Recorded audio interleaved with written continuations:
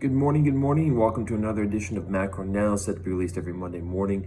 Today is Monday, June 14, 2021. My name is Alexander Turro, Senior Market Strategist here at RJO Futures, where we contextualize the rates of change of growth and inflation, not only here domestically, but globally as well within the context of the prior week. So with that said, we'll start with the global currency market. You had the US dollar index having a counter trend bounce of 0.5% last week as it continues to signal bearish on a 90-day trend duration.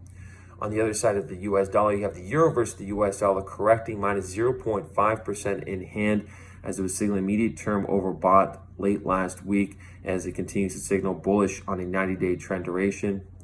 You have the Canadian dollar correcting minus 0.6% versus the US dollar as it continues to signal bullish on a 90-day trend duration. And then you have the British pound versus the US dollar correcting minus 0.4% last week as it continues to signal bullish on a 90-day trend duration as well.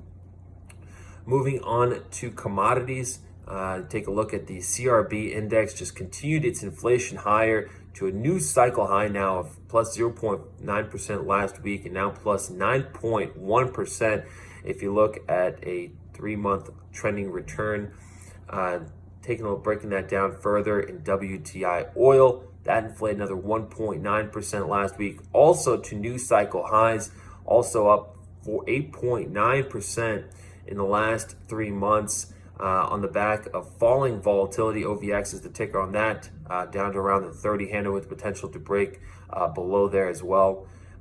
Copper continued its inflation higher as well last week to plus 0.2% to now plus 9.6% in the last 3 months and plus 29% year to date. Taking a look at the agricultural sector in corn, that continued its inflation higher as well, up another 3.1% last week to now plus 26.1% the last 3 months. Natural gas was one of the last in the commodity asset class and sectors to break out to the upside. That inflated another 6.4% last week to now plus 9.9% just in the last month alone. On the other side of commodity inflation, you do have gold, which is more like a currency as opposed to commodity. That was down another 0.7% last week to now minus 1.4% year to date, taking its full cycle drawdown now. If you take a look at that August peak of last year, now down minus 11.4%. Clearly you see here with gold market, it was sniffing something out ahead of time as far as the interest rate market, which is now teetering right around 1.50.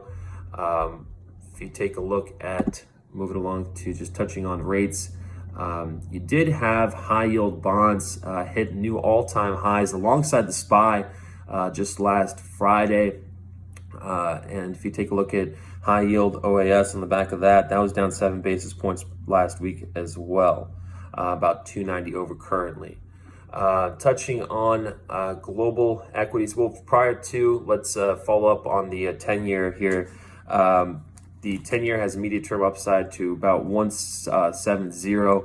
That's on the back of the CFTC positioning report, now registering a net long of 238,000 contracts, which comes in at a 3-year high and a 2.42 on a 1-year Z-score. So clearly we have consensus on the other side of that. Short equities, long rates, want to continue to fade that. And just briefly touching on the European equities, just last week, they've continued to move higher as well. Take a look at French stocks. Those appreciated another 1.3% last week to now plus 9.4% the last 3 months. You have Swiss stocks appreciate another 2.3% last week to now plus 7.8% the last month, excuse me. And then you take a look at some of these oil oriented and commodity oriented countries. In Russia, that appreciated 1.9% last week to now plus 11.5% the last 3 months. Norway also inflating to new cycle highs as well, 6.3% the last 3 months. Denmark plus 6.2% in the last 3 months as well. And so continue to fade consensus here as you take a look at something in the equity space, just following up on U.S. equities here. The Russell That continues to move higher, 2.2% last week, 5.8% the last month, as the street continues to remain bearish equities and long rates. And that's on the back of PPI being reported, see retail sales, the Fed on Wednesday, and the weekly jobless claims. So with that, that's all we have for today. If you have any questions or like to follow up, please feel free to reach out to me directly. Otherwise, thank you for listening and keep your head up out there.